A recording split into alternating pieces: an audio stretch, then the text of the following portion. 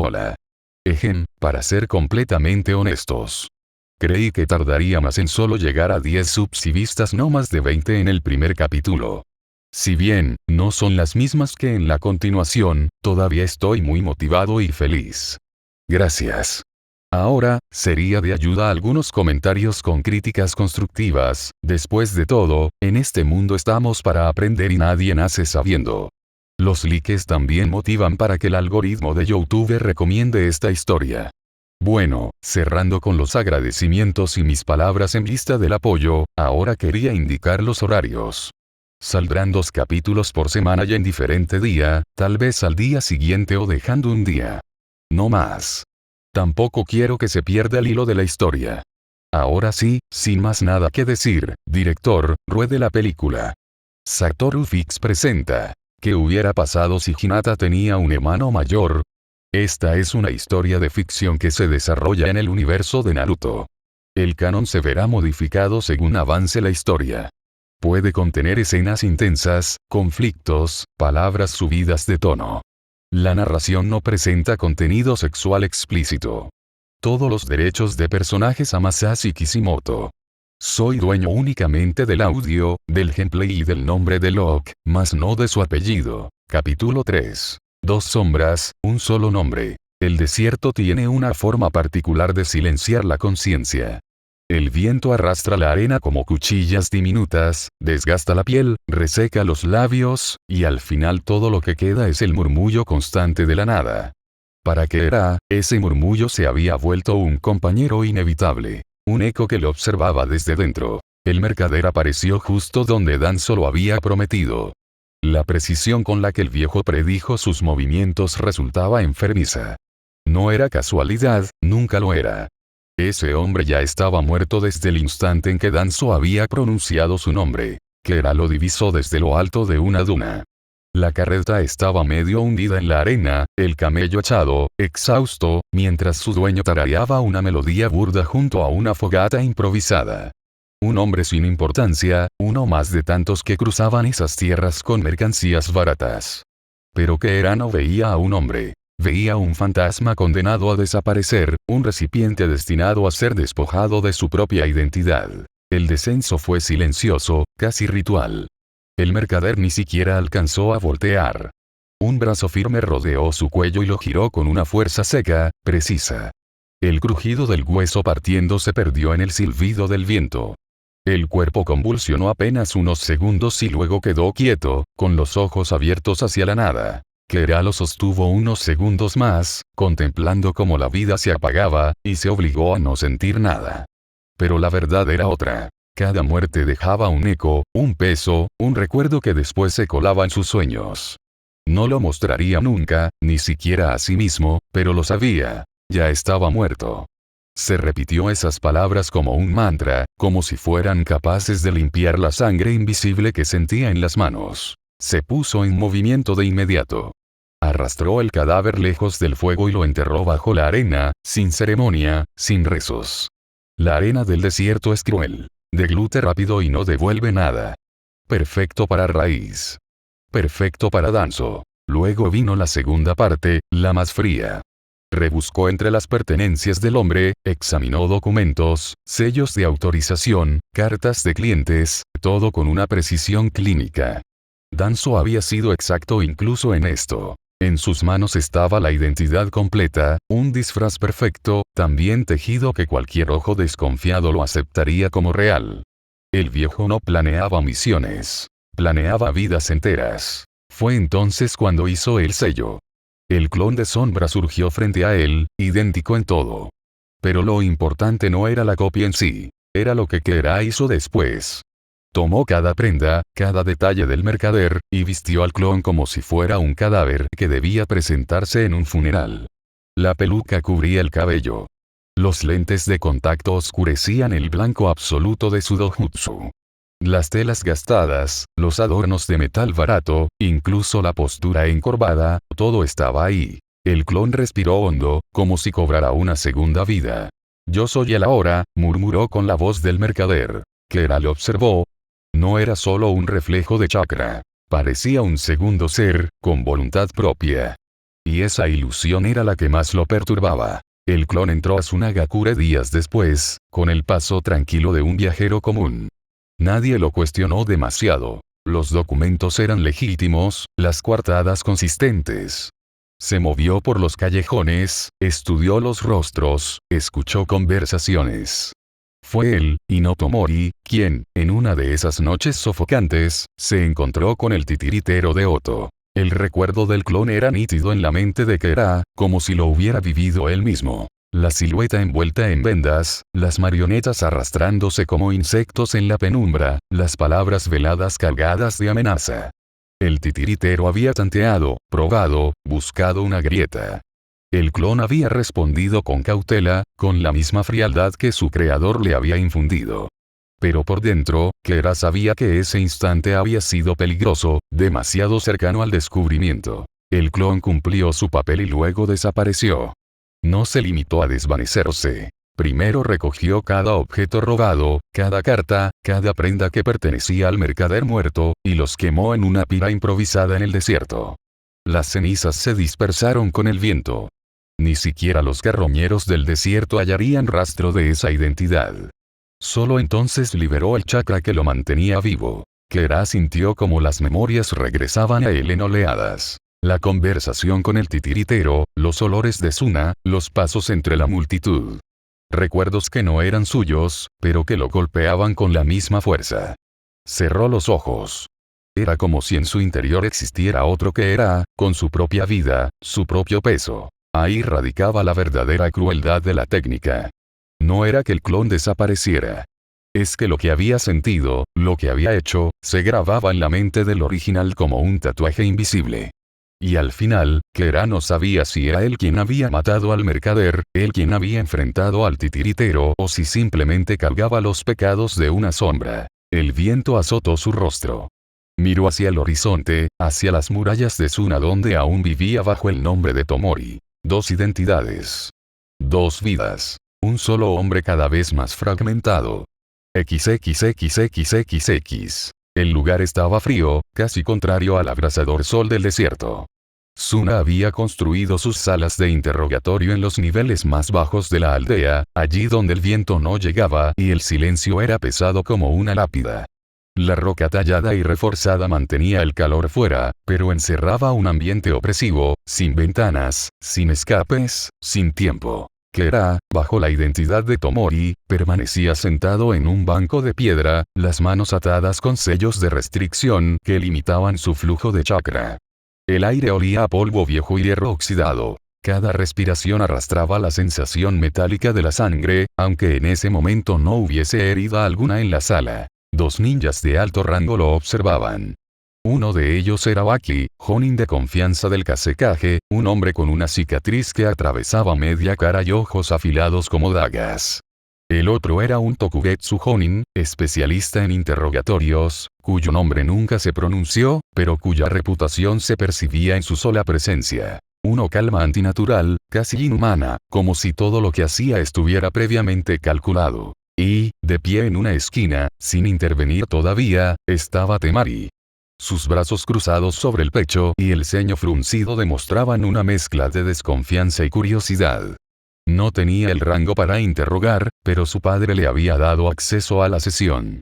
Era una oportunidad para observar y aprender, aunque sus ojos se fijaban más de la cuenta en aquel extraño muchacho. Kera bajó la mirada, actuando como Tomori. Un mercenario sin lazos, alguien que supuestamente había caído en desgracia y vagaba por el desierto en busca de trabajo. La máscara que llevaba era perfecta. No había titubeo en sus palabras, ni grieta en su expresión.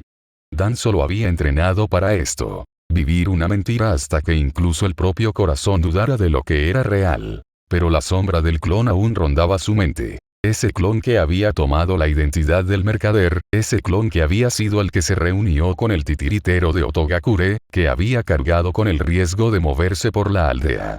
El clon había desaparecido en el desierto, borrando las huellas de su paso, destruyendo la ropa, las pertenencias robadas, incluso quemando fragmentos de pergamino para no dejar rastros.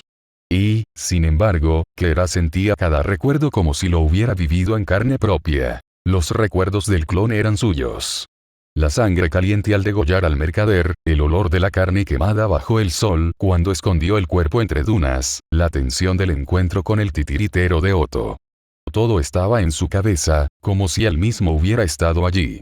Esa duplicidad lo corroía. ¿Era él, o era su sombra?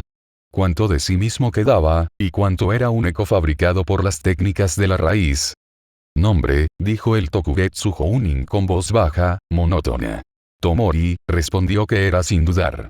Origen. Originalmente un mercader del país del viento. Mi caravana fue destruida hace unos 7 meses por bandidos cerca de las montañas occidentales. Desde entonces, sobrevivo como puedo haciendo de mercenario y guardaespaldas. Cada palabra había sido ensayada. Cada dato, calibrado.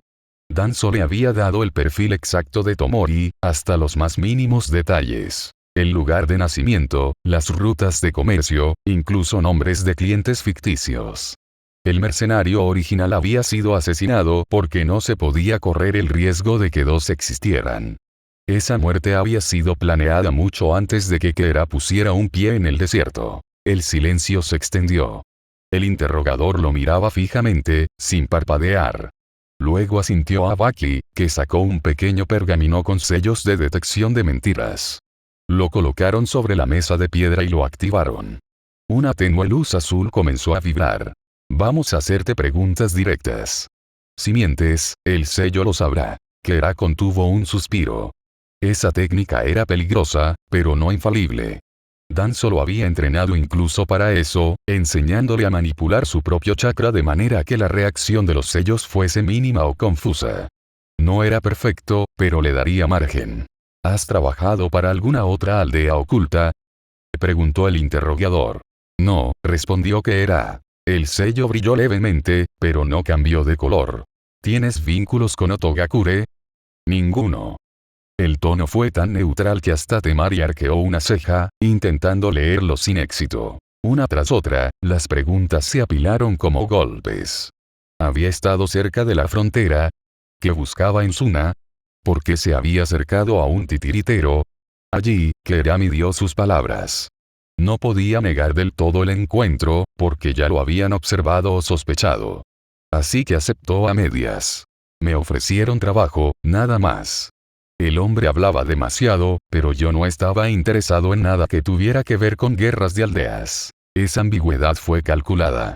Decía lo suficiente para sonar real, pero no lo bastante como para incriminarse. Temari lo observaba con intensidad. Había algo extraño en aquel joven. Su serenidad no parecía la de un simple mercenario. Sus manos, aunque atadas, no temblaban ni mostraban signos de nerviosismo. Su respiración era constante, sus ojos tranquilos. Era como si estuviera demasiado acostumbrado a estar en peligro. La sala permaneció en silencio largo rato, mientras los examinadores cruzaban miradas. Finalmente, Baki habló. No tenemos pruebas concluyentes de que mientas. Tampoco tenemos pruebas de tu inocencia. Entonces, ¿qué harán conmigo? Preguntó Kera, manteniendo la voz neutra, aunque por dentro su mente se tensaba como un arco a punto de romperse. El Tokugetsu Jounin lo miró directamente. Por ahora libertad vigilada. No te atrevas a salir de Tsunagakure sin permiso. Y si un solo movimiento tuyo despierta sospecha, no tendrás otra oportunidad. Las ataduras fueron retiradas. El frío del metal dejó marcas rojas en sus muñecas. Kera las observó unos segundos, sintiendo la ironía. Lo habían liberado, pero seguía siendo un prisionero invisible. Mientras lo escoltaban fuera de la sala, Temari se acercó. Caminó a su lado, sin mirarlo directamente. Tomori, ¿eh? Dijo con tono casual, aunque sus palabras tenían filo. No pareces un simple mercenario. Kera giró apenas el rostro hacia ella, dejando escapar una sonrisa ligera, ensayada. Y tú no pareces una simple espectadora. Temari frunció el ceño, sorprendida por la respuesta, pero no dijo nada más. Cuando finalmente sintió el sol del desierto sobre su rostro al salir de la sala subterránea, Kera respiró profundo. Había pasado la primera prueba, pero sabía que el verdadero desafío apenas comenzaba. Mantener viva la mentira en cada palabra, en cada gesto, en cada mirada. Porque, en Tsunagakure, hasta la arena tenía ojos. XXXXXX. La arena ardía como brasas bajo la planta de los pies, incluso dentro de los muros de Tsunagakure. El sol todavía no había alcanzado su cenit cuando los guardias tocaron la puerta del cuarto en el que Tomori estaba recluido. El llamado fue seco, casi violento. «Levántate. El consejo tiene un encargo», gruñó uno de ellos. No era una invitación. Era una cadena. Kera abrió los ojos lentamente, como si hubiera estado dormido. Pero en realidad llevaba horas despierto, pensando, repasando cada movimiento que lo mantenía con vida en esa aldea hostil. Se levantó con la calma de alguien que entendía que un gesto apresurado podía costarle caro. Dos Jounin lo escoltaron en silencio, sin máscara pero con ojos de piedra. Atravesaron pasillos, callejuelas, hasta que llegaron a una entrada disimulada tras una taberna olvidada en el límite oriental de la villa. Una compuerta metálica crujió y el aire cambió. Del seco viento del desierto al hedor húmedo de las profundidades. Bajaron por una escalera de piedra, larga y sofocante. El murmullo subió poco a poco. Voces mezcladas, carcajadas, discusiones. Cuando llegaron al final, la vista era perturbadora. Un corredor de tiendas improvisadas, antorchas clavadas en la roca, humo en el aire.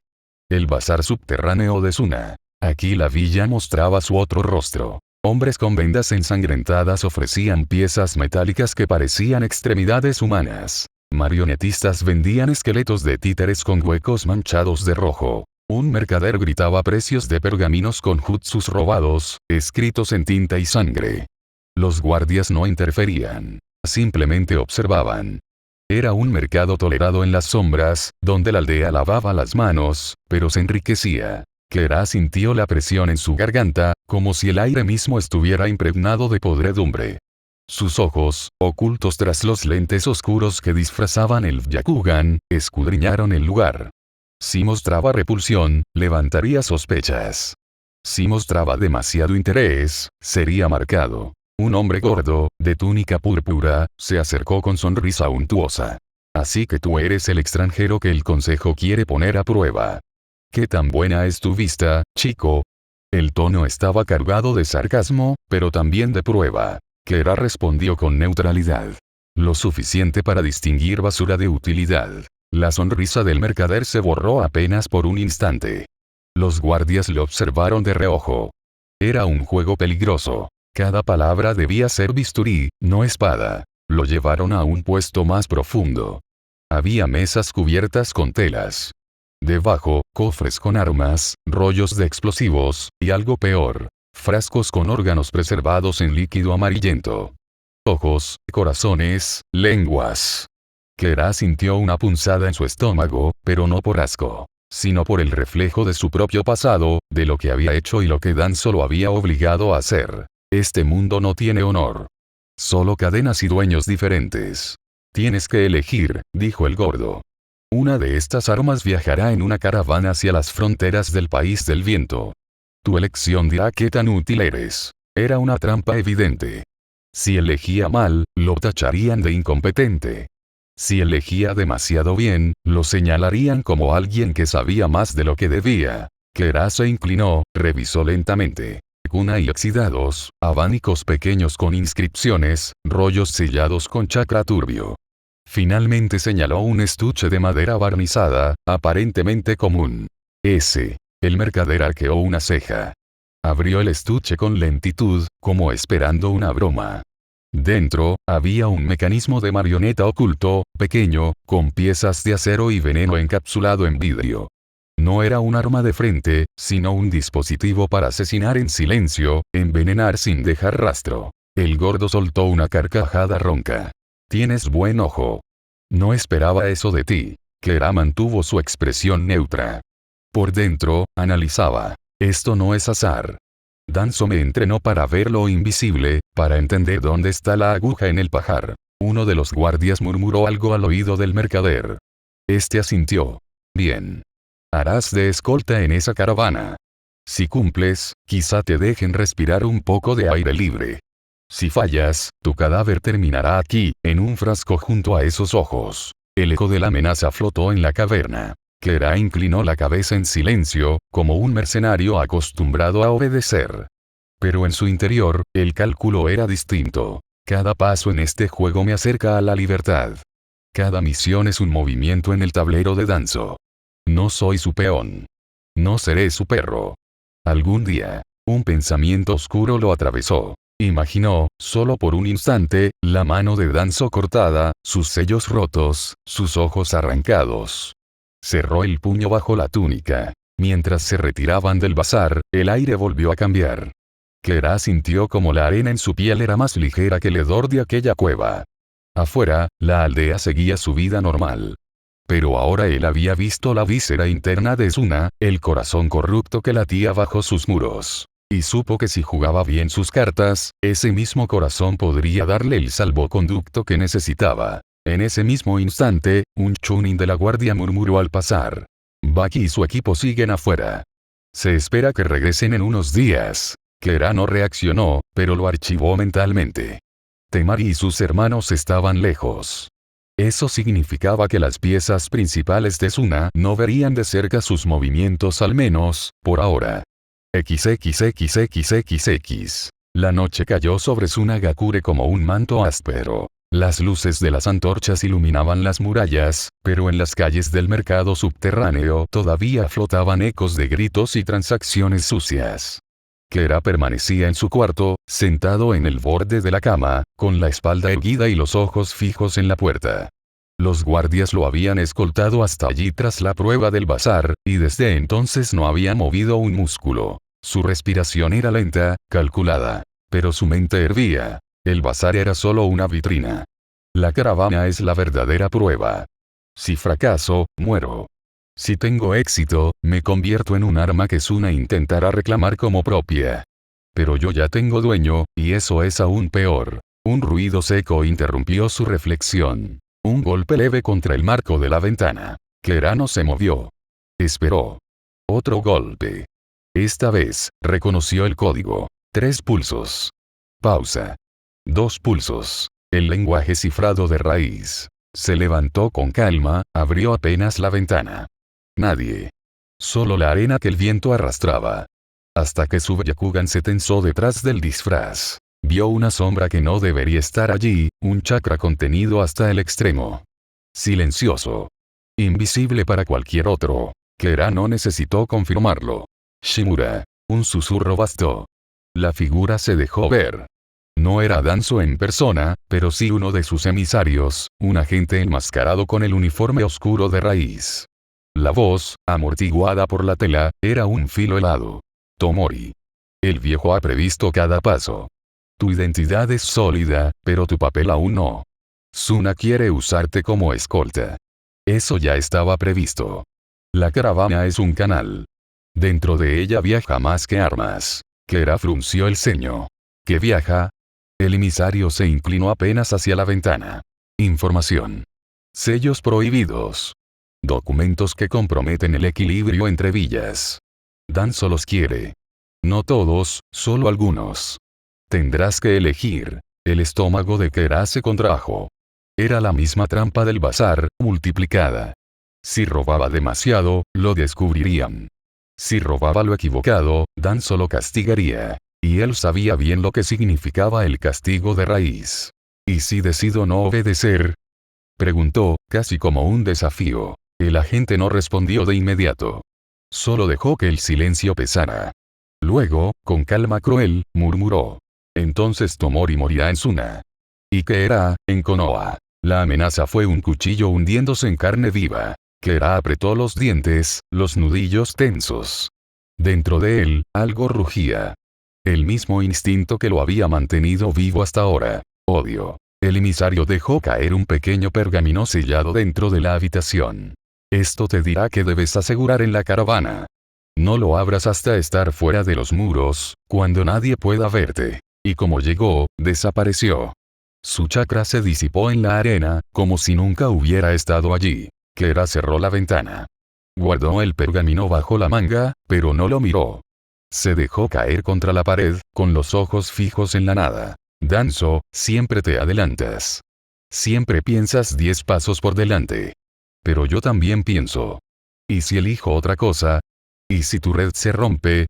Recordó la carcajada del mercader en el bazar. Los frascos con órganos flotando. La corrupción en cada esquina de Suna. Y entendió algo que lo hizo apretar el puño hasta marcarse la piel. No hay diferencia entre ustedes. Ni Danzo, ni el Kasekage, ni los mercaderes. Todos juegan con cuerpos y vidas. Todos creen que soy su pieza. No sabía aún cómo, pero la idea germinaba como veneno. Algún día, haría que ambos lados pagaran. Por ahora, la única salida era seguir. El amanecer traería la caravana. Y que era, bajo la máscara de Tomori, saldría a la arena como prisionero, mercenario y espía al mismo tiempo. XXXXXX. El sol aún no había despuntado del todo cuando golpearon la puerta de la habitación. 3 golpes secos, marciales, sin espera. Kera abrió con calma. 2 Chunin de Suna lo miraban con hostilidad apenas contenida. Hora de partir, extranjero. Sus ojos se deslizaron por el pasillo, por los guardias apostados en cada esquina. La vigilancia era asfixiante. El disfraz de Tomori estaba intacto. Cabello castaño mal peinado, un vendaje suelto en el antebrazo, ropas polvorientas de un supuesto huérfano errante. Nadie debía sospechar que detrás se escondía el arma de raíz. Al salir a las calles aún húmedas por el rocío del desierto, la escena estaba lista. 3 grandes carros cubiertos por lonas, cada uno tirado por robustos camellos del desierto, resoplantes bajo el peso. Guerreros de Suna caminaban alrededor, todos armados con lanzas, kusarigamas o pergaminos de invocación. La caravana se extendía como una espina en medio de la arena. El oficial a cargo, un joven incurtido de cicatrices llamado Renga, lo recibió con un gruñido. Eres el añadido indeseado de esta misión. No me importa qué hiciste para que te aceptaran, pero en mi caravana no hay espacio para fallos. Caminas al final, no hablas a menos que te pregunten, y si la misión fracasa tu cadáver será el primero que usemos de carnada. Kera inclinó apenas la cabeza, sin emoción. Entendido. La marcha comenzó. El desierto no perdona. La arena se alzaba en espirales con cada paso de los camellos. El calor temprano ya quemaba la piel. Kera se mantenía en silencio, 2 pasos detrás de los últimos guardias, observando con disimulo. Activó el Byakugan solo un instante, tras ajustar disimuladamente sus lentes de contacto opacos. Los carros estaban protegidos con sellos de almacenamiento y barreras secundarias. Había pergaminos que mantenían frescas las provisiones y otros que bloqueaban la visión de sensor ninja. Algo valioso viajaba dentro, sin duda. Su mano rozó el pergamino oculto bajo la manga. La instrucción de Danzo. Lo sentía como un peso insoportable, quemándole la piel sin siquiera abrirlo. ¿Qué quieres de mí esta vez, viejo? ¿Qué parte de esta carga ya habías previsto que robaría? A su alrededor, los shinobi de Suna intercambiaban palabras en voz baja, pero él captaba lo suficiente. Dicen que el señor feudal mandó reforzar la seguridad. No solo armas, hay pergaminos de técnicas selladas. TCH. Espero que los de Oto no intenten nada. Oto. El simple nombre hizo que los recuerdos del clon con el titiritero surgieran en su cabeza como veneno. Kera apretó la mandíbula. No podía permitirse desviar la atención. Si algo ocurría, debía estar preparado para fingir como Tomori, no como Kera. Horas después, cuando el sol se alzaba a plomo, el convoy se detuvo bajo una formación rocosa para descansar. Los guardias se relevaron. Kera se apartó con naturalidad, buscó una sombra, y ahí por fin desenrolló el pergamino que le había dejado el emisario de Dance. El mensaje era breve, como siempre. Carro central. Segundo compartimento bajo la lona. Un pergamino rojo con sello de 3 líneas negras. Asegúralo. No abras. No entregues a Suna. Fracasar no es opción. Kera leyó cada palabra una vez, luego 2. Su pulso se aceleró. Lo volvió a enrollar, lo quemó con un chispazo de chakra controlado y dejó que la ceniza se confundiera con la arena. Un solo objeto. El pergamino rojo. Y si fallo mi vida no me pertenece. Apretó los dientes. Dentro de él, un vacío profundo lo devoraba. No era miedo. Era odio contenido. Dance lo había preparado para obedecer sin preguntar, pero esa obediencia era una cadena que comenzaba a sofocarlo. Cada misión, cada máscara, cada mentira lo acercaban a perder su identidad. Cerró los ojos, respiró. Si juego esto bien puedo sobrevivir. Y si sobrevivo, algún día romperé la mano que me maneja. La marcha continuó. El calor del desierto se mezclaba con la tensión. A cada kilómetro, la sensación de que alguien observaba se hacía más fuerte. Los de Suna también lo percibían. Renga ordenaba pausas más cortas, formaciones más cerradas. Kera notaba los sellos adicionales que los Chunin colocaban sobre la arena para detectar movimiento. No tardó mucho. Al caer la tarde, justo cuando el sol pintaba la arena de rojo, ocurrió un silbido. Un proyectil atravesó la lona del carro delantero y estalló en humo negro. Los camellos se alzaron relinchando, los guardias gritaron. Desde las dunas cercanas, figuras emergieron como sombras deformes. Encapuchados, algunos con marcas en los brazos, marionetas chirriantes avanzando en enjambres. Emboscada. Rugió Renga. El convoy se cerró en círculo. Los titiriteros enemigos desplegaron criaturas de madera con cuchillas y lanzas, que se abalanzaron con movimientos rápidos y crueles. Los shinobi de Suna respondieron con ráfagas de arena y kunai explosivos. Kera se movió con precisión, calculado. Como Tomori, debía mostrar habilidad suficiente para justificar su presencia, pero no demasiado para levantar sospechas. Evadió un tajo de una marioneta, hundió un kunai en la articulación del brazo de madera, luego rodó por la arena y cortó los hilos de chakra con un movimiento certero. El títere se desplomó inerte. Oto tenía que ser Oto. Esto no es un robo cualquiera. Buscan lo mismo que yo. El pergamino rojo. Mientras luchaba, sus ojos analizaban la posición de los carros. El central estaba protegido por dos Chunin que apenas resistían la presión de dos marionetas blindadas. Allí debía estar el pergamino.